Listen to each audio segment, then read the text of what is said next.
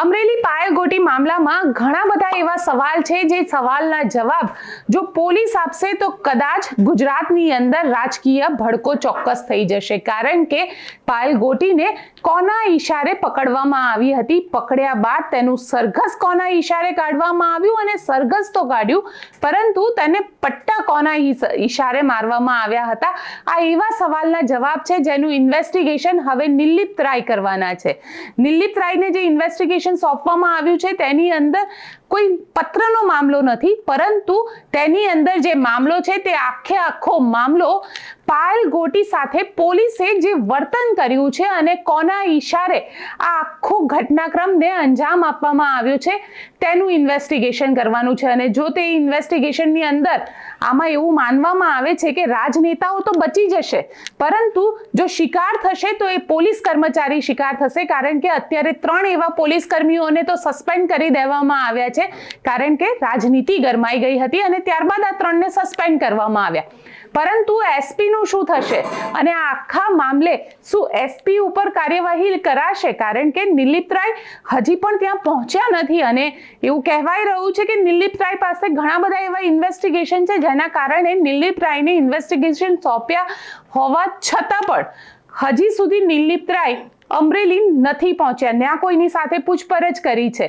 ક્યારે ઇન્વેસ્ટિગેશન થશે અને શું થશે, કદાચ બની શકે કે સરકાર પણ અત્યારે જ સમય આપી રહી છે તાકી આખો મામલો જે છે તે શાંત થઈ જાય। સરકારને પણ અહેસાસ છે કે ક્યાંક અહીંયા ભૂલ થઈ ગઈ છે, કંઈક કાચું કપાઈ ગયું છે, પરંતુ શું થયું છે, કોના કહેવાથી થયું છે અને કેમ કરવામાં આવ્યું છે તેને લઈને કોઈ સવાલ નથી ઊભા થઈ રહ્યા। અને એ સવાલ જે ઊભા થઈ રહ્યા છે તે સવાલ ઊભા થઈ રહ્યા છે કૌશિક વેકરિયા અત્યારે ક્યાં છે, કારણ કે કૌશિક વેકરિયા જ્યારે પહેલા આખા મામલામાં પાયલગોટીની અરેસ્ટ થઈ અને પાયલગોટીને જ્યારે ત્યાં આગળ છોડાવવા માટે કોંગ્રેસના નેતાઓ પહોંચ્યા ત્યારે જે પાટીદાર સંસ્થાઓ છે તે સંસ્થાઓના પણ કાર્યકર્તાઓ ત્યાં પહોંચ્યા હતા અને સંસ્થાઓના કાર્યકર્તાઓ સાથે આ એક આખી મીટિંગ થઈ હતી। ભરત સુતરિયા, કૌશિક વેકરિયા બધા જ ત્યાં પહોંચ્યા હતા, ત્યારે પણ કૌશિક વેકરિયા તો કશું જ નહોતા બોલ્યા અને હવે કોંગ્રેસના નેતાઓ સતત એ સવાલ પૂછી રહ્યા છે કે આટલા બધા ભારતીય જનતા પાર્ટીના નેતા હોવા છતાં કેમ કોઈ પણ નેતા આખા મામલે કશું જ નથી બોલતા।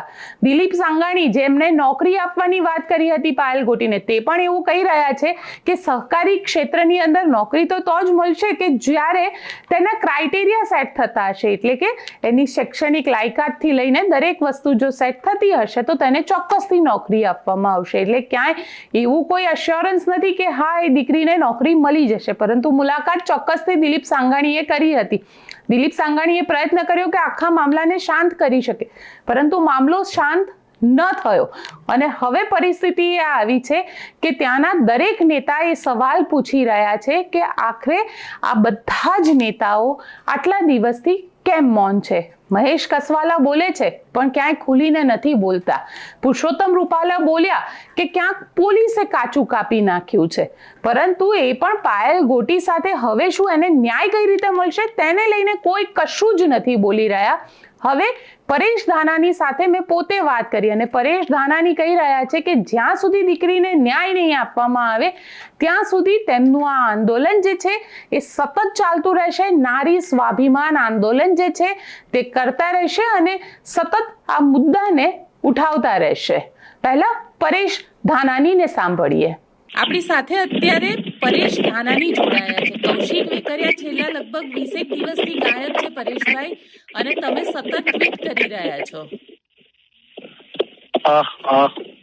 બેન, દુઃખ થાય છે કે અમરેલીના આંગણે રચાયેલી એક કલંકિત ષડયંત્રકારી ઘટના અને એ ઘટનાને આજે 20 દિવસના વાડા વાઈ ગયા છતાં ગુજરાતનો જન એક પીડિત પાયલને ન્યાય માટે થઈને અવાજ ઉઠાવી રહ્યો છે, છતાં અમરેલીના ચૂંટાયેલા પ્રતિનિધિ હજુ સુધી સામે આવ્યા નથી, પીડિત દીકરી પ્રત્યે સંવેદના વ્યક્ત કરી નથી કે પીડિત દીકરીએ એને ભાઈ સમજીને લખેલો પત્ર એનો જવાબ આપ્યો નથી। અને માટે અમરેલી સહિત સમગ્ર ગુજરાત આજે ચૂંટાયેલા જનપ્રતિનિધિઓને શોધી રહ્યું છે કે આ અમરેલીની આબરૂને ધૂળધાળી કરનારી કલંકિત ઘટનાને આજ 20 દિવસ થયા છતાં ચૂંટાયેલા બધાય પ્રતિનિધિઓ ચૂપ શું કામે છે? અને ચપટી વગાડીને કામ કઢાવનારા લોકો આજે ચપટી વગાડનારા તો ખાલી ચૂપ જ નહીં, સદંતર ગુમ પણ છે. 20 દિવસથી અમરેલી એને ગોતી રહ્યું છે, ગુજરાત એને ગોતી રહ્યું છે. ગુજરાતના મીડિયાના મિત્રો એની સામે સવાલ ઉઠાવી રહ્યા છે. કમનસીબે મોઢામાં મગ ભરાઈ ગયા હોય એમ આજ પર્યત ચૂંટાયેલા પ્રતિનિધિ ચડ્યા પણ નથી અને આ કલંકિત ઘટના વિશે એને એક હરફ સુધા ઉચ્ચાર્યો નથી. ત્યારે મને લાગે છે કે શું મૌન ઈ જ ગુનાનો એકરાર છે? અને માટે અપેક્ષા રાખું કે ચૂંટાયેલા પ્રતિનિધિઓ જ્યારે પ્રજાની વચ્ચે પીડા હોય ત્યારે ખંભે ખંભો મિલાવી અને એને ટેકો આપવો, સાથ આપવો ફરજ હોય છે. અમારા અમરેલીના પ્રતિનિધિ ચૂંટાઈ અને આજે 20 દિવસથી આ કલંકિત ઘટના વિશે બોલ્યા નથી, સામે આવ્યા નથી. તો આપના સહિત સમગ્ર ગુજરાતમાં કોઈને જડે તો જરૂરથી કહેજો. મીડિયાના મિત્રો જે સવાલ પૂછી રહ્યા છે તો એ મીડિયાના મિત્રોને જવાબ આપે, મીડિયાના માધ્યમથી સમગ્ર ગુજરાતની જનતાને સત્યથી વાકેફ કરે. પરેશભાઈ, પણ આજે જેનીબેને એવું દાવો કર્યો છે કે જે લેટર લખવામાં આવ્યો છે અસલી લેટર છે, નકલી લેટર નથી. ગોપીબેન, આ દાવો પીડિત નિર્દોષ દીકરીનો ખુદનો દાવો છે. જ્યારે દીકરી યાતનાઓ 7 દિવસની યાતનાઓ વેઠી અને બહાર આવી અને એના ઘર પરિવાર કુટુંબ અને ગામના આગેવાનોની વચ્ચે અમે સાંત્વના આપીને પૂછ્યું કે બેટા તારી સાથે શું થયું હતું, એ તું દિલ ખોલીને કે. અને દીકરીએ જે બયાન આપ્યું એ સોશિયલ મીડિયાના માધ્યમથી ગુજરાત સમક્ષ છે. દીકરી ખુદ કહી રહી છે કે હું અને આ કામના ફરિયાદી કિશોરભાઈ કાનપરિયા બંને એક જ ગામના છીએ. કિશોરભાઈ અમરેલી તાલુકા પંચાયત ભાજપના પ્રમુખ છે અને ભૂતકાળમાં વારંવાર એના પત્રો પણ ટાઈપ મારી પાસે કરાવી ચૂક્યા છે. આ જે પત્ર છે એ લેટર પેડ પણ સાચું છે, પત્રમાં કરેલી સહી પણ સાચી છે એવું દીકરીએ ઓન કેમેરા કીધું છે. અને દીકરી ખુદ જયારે કહેતી હોય કે બધું સાચું છે, FSL કરાવો તો દૂધનું દૂધ અને પાણીનું પાણી થઈ જશે. 27 તારીખનો બનાવ આજે 17મી જાન્યુઆરી થઈ, એમ છતાં કે દૂધનું દૂધ પાણીનું પાણી કેમ ન થયું, કોણ અને શું છુપાવવા માંગે એ સ્વાભાવિક સવાલ થાય છે. દીકરી ખુદ કહી રહી છે કે 27 તારીખે રાત્રે સુમારે 12 વાગ્યાના સુમારે અડધી રાતે મને ઉપાડી જવામાં આવી. 17 કલાક વગર FRI વગર ગુને મને ગોંધી રાખવામાં આવી. 28 તારીખે સાંજે 5 વાગે FRI નોંધવામાં આવી. 29 તારીખે સાંજે 5 વાગ્યા પહેલા રવિવારનો દિવસ હતો, નામદાર જજ સાહેબના બંગલે રજૂ કરવામાં આવી અને દીકરીને કોર્ટ સમક્ષ રજૂ કરવામાં આવે એ પહેલા ચાર્ટર્ડ ફ્લાઇટ લઈને આ રાજ્યના ગૃહમંત્રી પોતે અમરેલી આવી જાય છે. હરાજ મુનિ સાહેબના દર્શન કરવાના બહાને મિત્ર ની વહારે આવતા હોય એવું સમગ્ર અમરેલીને, સમગ્ર ગુજરાતને લાગી રહ્યું છે. અમરેલીના SP ને લઈ અને તેઓ કાર્યક્રમમાં જાય છે અને પરત આવ્યા પછી કહેવાથી ગૃહમંત્રી શ્રીએ SP ને એવી કાનમાં કઈ સૂચના આપી કે 29 તારીખે રાત્રે જ આ નિર્દોષ દીકરી પાયલ સહિત બધા જ આરોપીઓને ઢોરમાર મારવામાં આવે છે. બેન, એક કુંવારી કન્યાનો અમરેલીની બજારમાં જાહેરની અંદર વરઘોડો કાઢીને એનું આબરૂનું નીલામ કરવામાં આવે છે. આટલાથી અટકાતું નથી. એક નિર્દોષ દીકરી એને પોલીસ સ્ટેશનમાં પાટે હુવડાવીને પટ્ટે પટ્ટે મારવામાં આવે છે. ધિકાર છે એવા લોકોને જેણે આ ગુનો કર્યો છે. કોણ છે હું જાણતો નથી, પણ જે કોઈ ગુનેગાર હોય એ તમામ ગુનેગારો, ચાહે પદાધિકારી હોય, ચાહે અધિકારી હોય, ચાહે કર્મચારી હોય, કાયદાથી નિયત કરેલી કડકમાં કડક સજા મળવી જોઈએ એવી દીકરીની લાગણી હતી. અને એ જ લાગણી અને માગણીને લઈ અને અમે નારી સ્વાભિમાન આંદોલન શરૂ કર્યું છે. પણ આ આખા મામલાનું ઇન્વેસ્ટિગેશન નિર્લિપ્ત રાયને આપી દેવામાં આવ્યું છે અને નિર્લિપ્ત રાય હવે ઇન્વેસ્ટિગેશન કરશે કે પોલીસે કોના કહેવાથી દીકરીને મારી હતી. તમારું શું કહેવું છે? બેન, અમે દીકરીની લાગણી મુજબ, કારણ કે દીકરીએ જે કીધું એ પ્રમાણે પોલીસ સ્ટેશનમાં જ્યારે દીકરી અને અન્ય આરોપીઓને ઢોર મારવામાં આવતો હતો ત્યારે જિલ્લાના પોલીસ વડા ખુદ એ પોલીસ સ્ટેશનમાં અંદાજિત 3-4 કલાક હાજર હતા.